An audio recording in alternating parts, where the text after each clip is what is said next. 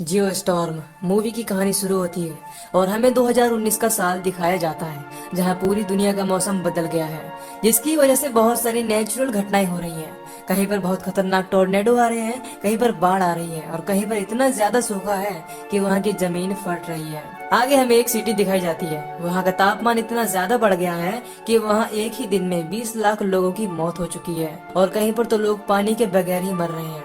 समुद्र की सुनामी भी शहरों को तबाह कर रही है। इन सब घटनाओं को देखते हुए संयुक्त राष्ट्र ने सब देशों की एक मीटिंग रखी, जिसमें फैसला लिया गया कि वो सब मिलकर इससे बचने के लिए एक स्पेस स्टेशन बनाएंगे जहां से मौसम को कंट्रोल किया जा सके। इनमें 17 देश अपने स्मार्ट साइंटिस्ट को भेजकर एक टीम बनाते हैं। इस टीम का एक लीडर था जिसका नाम जेक था। अब इन सभी साइंटिस्ट ने मिलकर अंतरिक्ष के बाहर एक स्पेस स्टेशन बना लिया है और ऐसी सैटेलाइट बनाई है जो दुनिया के बिगड़े मौसम को ठीक कर दे। इस सैटेलाइट को कंट्रोल करने वाले सिस्टम का नाम डच बॉय रखा गया है और इन सभी सैटेलाइट्स को इसी स्टेशन से कंट्रोल किया जाता था। फिर देखते ही देखते डच बॉय ने धरती के बदलते मौसम पर काबू पा लिया। आगे सीन चेंज होता है और हम जेक को देखते हैं। जेक यहाँ पर एक मीटिंग में आया था जहाँ यूएस की गवर्नमेंट डच बॉय का कंट्रोल अपने हाथों में लेना चाहती थी, लेकिन जेक इन सब में गवर्नमेंट का साथ देने से मना कर देता है और अपना अप्रूवल नहीं देता। इसके बाद यूएस गवर्नमेंट उसे डच बॉय की लीडर की पोस्ट से हटा देती है। यहाँ पर जेक का भाई मैक्स उसे चुपचाप रहने को कहता है।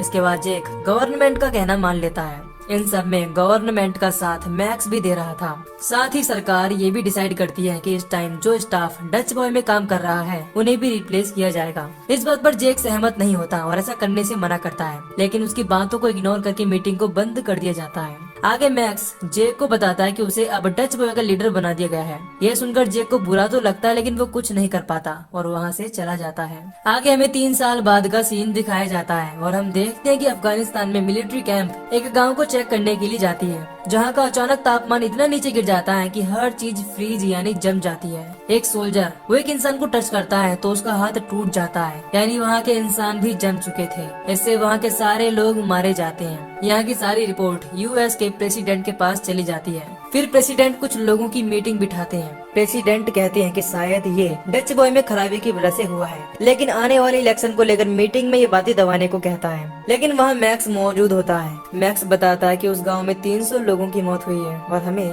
पॉलिटिक्स से ऊपर उठकर सोचना होगा। मैक्स डच बॉय को ठीक करने को कहता है। इसके बाद प्रेसिडेंट इस बात पर राजी हो जाते हैं और डच बॉय को रिपेयर करने को कहते हैं। मीटिंग के बाद मैक्स का बॉस डेकॉम मैक्स से उसके भाई जेक को वापस बुलाने को कहता है, क्योंकि डच बॉय को उससे अच्छा कोई नहीं जानता। मैक्स जेक को बुलाने को तैयार हो जाता है। दूसरी तरफ स्पेस में अफगानिस्तान की सैटेलाइट को वापस बुलाकर उसकी जगह दूसरी सैटेलाइट को भेज दिया जाता है। जब पुरानी सैटेलाइट स्टेशन पर आती है तो एक वर्कर मेक मॉड उस सैटेलाइट का डेटा निकाल लेता है और उसे एक लॉकर में छिपा देता है। इसके बाद जब मेक मॉड एक खाली जगह पर जाता है तो अचानक से वहाँ की सारी विंडोज ओपन हो जाती हैं और मेक मॉड बाहर स्पेस में चला जाता है। इससे मेक मॉड की मौत हो जाती है, यानी उसे किसी ने जानबूझकर मारा था।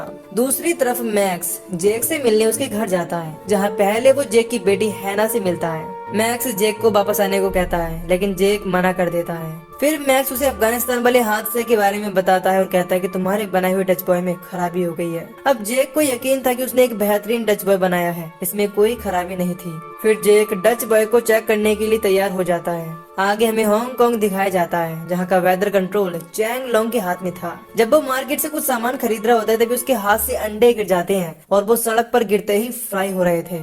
इसके बाद वहाँ पर भूकंप आने लगता है और अब जमीन के अंदर से लावा बाहर आ रहा था। ये देखकर चैंग जल्दी से वहाँ जाने लगता है। देखते ही देखते थोड़ी देर में शहर तबाह हो जाता है, लेकिन चैंग वहाँ से बचता हुआ एक ब्रिज पर आ जाता है और पीछे मुड़कर पूरा शहर तबाह होता देख चैंग परेशान हो जाता है और ये नजारा देख डर जाता है। इधर जेक डच बॉय पर जाने के लिए अपना सामान पैक कर लेता है। हैना जैक से घर वापस आने को कहती है और साथ ही वो इमोशनल हो जाती है। जैक उसे प्रॉमिस करता है कि वो सही सलामत वापस आएगा। अब जैक स्पेस शटल में बैठकर सही सलामत स्पेस स्टेशन पहुंच जाता है। वहां जाकर उसे 3 काम दिए जाते हैं। पहला, अफगानिस्तान में हुए इंसिडेंट की छानबीन करना। दूसरा, मैक मोड के मर्डर की इन्वेस्टिगेशन करना और तीसरा, हांगकांग में हुए हादसे के बारे में पता लगाना। अब जैक यहाँ पर अपनी पुरानी टीम के साथ काम करना चाहता था, लेकिन उसकी पुरानी टीम को रिप्लेस कर दिया गया था। फिर जैक अपनी नई टीम से मिलता है। इधर चैंग हांगकांग वाली सैटेलाइट का सिस्टम लॉगिन करने की कोशिश करता है, लेकिन उसे सिस्टम लॉगिन होने से मना कर देता है क्योंकि शायद किसी ने उसे रिस्ट्रिक्ट कर दिया था। खैर इसके बाद चैंग मैक्स को कांटेक्ट करके इस सब के बारे में बताने लगता है। फिर मैक्स भी अपने सिस्टम पर लॉगिन करके देखता है तो उसे भी सिस्टम लॉगिन करने से मना कर देता है, यानी किसी ने डच बॉय को अपने कंट्रोल में कर लिया था। अब चैंग यहाँ पर बताता है कि अगर हमने इसे जल्दी से ठीक नहीं किया तो जियो स्टॉर्म आ जाएगा, यानी वो दिन जिस दिन पूरी दुनिया तबाह हो जाएगी। मैक्स कहता है कि शायद ये कोई ग्लिच है। इसके बाद चैंग फिर से लॉगिन करने की कोशिश करने लगता है। तभी वहाँ की लाइट बंद हो जाती है और चैंग के ऑफिस में कुछ लोग आ जाते हैं। ये देखकर चैंग वहाँ पर छिप जाता है। जो लोग यहाँ पर आए थे वो चैंग के सिस्टम से डेटा लेने लगते हैं। ये देखकर चैंग समझ जाता है कि जरूर इसके पीछे कोई है। अब जैक स्टेशन पर जाकर वहाँ की सारी सैटेलाइट को स्कैन करने को कहता है। वहाँ पर 1270 सैटेलाइट थी। इधर मैक्स अपने ऑफिस में जाकर अपनी एक वर्कर डैना से ये चेक करने को कहता है कि किसने डच बॉय को हैक करके उसे लॉगिन किया है, और ये सारी बातें किसी से कहने को मना करता है, यानी कि वो चाहता था कि डैना इनके बीच हुई बातचीत को किसी से न बताए। अब जैक को वीडियो कॉन्फ्रेंस के जरिए बताया जाता है कि इस मिशन का इंचार्ज उसके भाई मैक्स को बनाया है और तुम्हें इस मिशन की हर रिपोर्ट मैक्स को देनी है। अब ये सब देखकर जैक और मैक्स में थोड़ी अनबन हो जाती है। आगे जैक अपनी छानबीन शुरू करता है और हांगकांग की सैटेलाइट को स्पेस स्टेशन पर बुला लिया जाता है। लेकिन जैसे ही जैक और उसकी टीम उसे चेक करने के लिए आगे बढ़ती है, वहाँ की लिफ्टिंग मशीन में कुछ खराबी आ जाती है, जिससे वो मशीन इन पर अटैक करने लगती है। लेकिन आखिर में ये सब लोग बच जाते हैं। इसके बाद उसकी टीम का एक मेंबर उसे एक वीडियो दिखाता है। ये तब की वीडियो थी जब मैक मोड की मौत हुई थी। इस वीडियो में पता चलता है कि उसकी मौत किसी ने जानबूझकर की थी और स्पेस में जाने से पहले मैक मोड के पास एक हार्ड डिस्क थी जो अभी भी उस स्टेशन के सोलर पैनल में अटकी हुई है।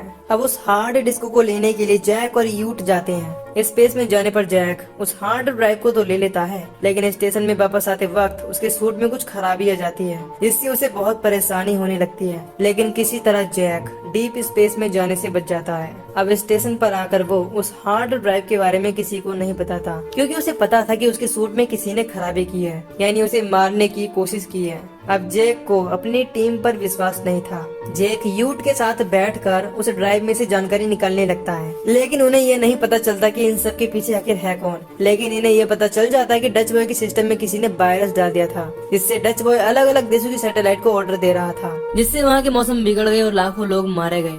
दूसरी तरफ चैंग हांगकांग से निकलकर न्यूयॉर्क आ जाता है और मैक्स से बात करता है, जिससे वो मिलकर उसे सारी जानकारी दे सके। मैक्स अपनी फ्रेंड सैरा को भी वहाँ लेकर आता है, जो कि एक यूएस एजेंट होती है। वहाँ उनसे मिलने चैंग आता है, लेकिन चैंग जैसे ही उनसे मिलने के लिए रोड क्रॉस करता है, उसे पीछे से कोई धक्का दे देता है, जिससे चैंग एक कार से टकरा जाता है और उसकी वहीं पर मौत हो जाती है। लेकिन मरते मरते चैंग उसे प्रोजेक्ट जीउस का नाम बता देता है।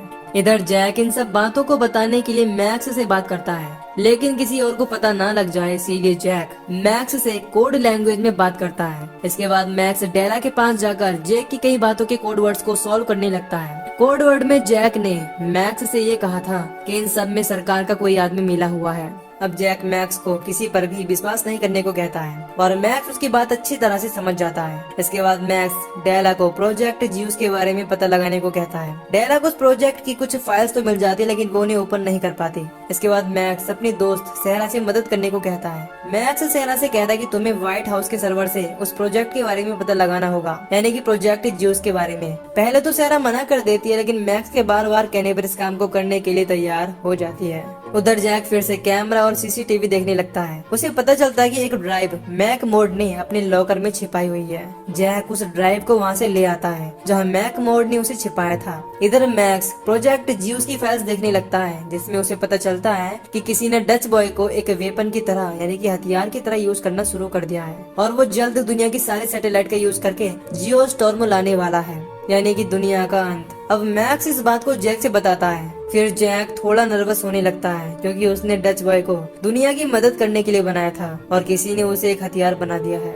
जैक उससे कहता है कि शायद ये सब राष्ट्रपति यानी कि प्रेसिडेंट कर रही हो, लेकिन मैक्स इस बात पर एग्री नहीं होता कि प्रेसिडेंट ऐसा कुछ कर सकते हैं। फिर मैक्स वहाँ से प्रेसिडेंट के पास चला जाता है, जो इस वक्त पब्लिक गैदरिंग के लिए फ्लोरिडा जा रहे थे। जैक को पता चलता है कि टोक्यो की सैटेलाइट से कनेक्शन टूट गया है। इससे टोक्यो में बड़े बड़े बर्फ के गोले गिर रहे हैं और वहाँ काफी तबाही कर रहे हैं। आगे पता चलता है कि ब्राजील की सैटेलाइट से भी कनेक्शन टूट गया है। इससे वहाँ की समुद्री लहरों में अचानक तापमान गिर गया है, जैसे वहाँ की सारी चीजें फ्रीज हो रही है और साथ ही वहाँ आए सारे टूरिस्ट भी फ्रीज हो गए थे। जैक के कहने पर उसकी टीम ब्राजील स्टेशन की सैटेलाइट को जल्दी से अपनी एक सैटेलाइट भेजकर हिट कर देती है। इससे अभी के लिए ब्राजील में मौसम खराब होना रुक जाता है और सब कुछ ठीक हो जाता है। लेकिन तभी स्पेस स्टेशन में जियो स्टॉर्म का अलर्ट हो जाता है, जहां पता चलता है कि अगले 1.5 घंटे में जियो स्टॉर्म शुरू हो जाएगा। मैक्स को भी इस बात का पता चल जाता है कि जियो स्टॉर्म आने वाला है। यह देखकर मैक्स परेशान होने लगता है। अब मैक्स का बॉस डेकम वहाँ पर आता है और उसकी परेशानी की वजह पूछने लगता है। फिर मैक्स उस पर यकीन करके उसे सब कुछ बता देता है। मैक्स डेकम से डच बॉय का सिस्टम रिबूट करने को कहता है। डेकम बताता है कि तुम्हें डच बॉय को रिबूट करने के लिए प्रेसिडेंट की बायोमेट्रिक और रेटिना स्कैन चाहिए,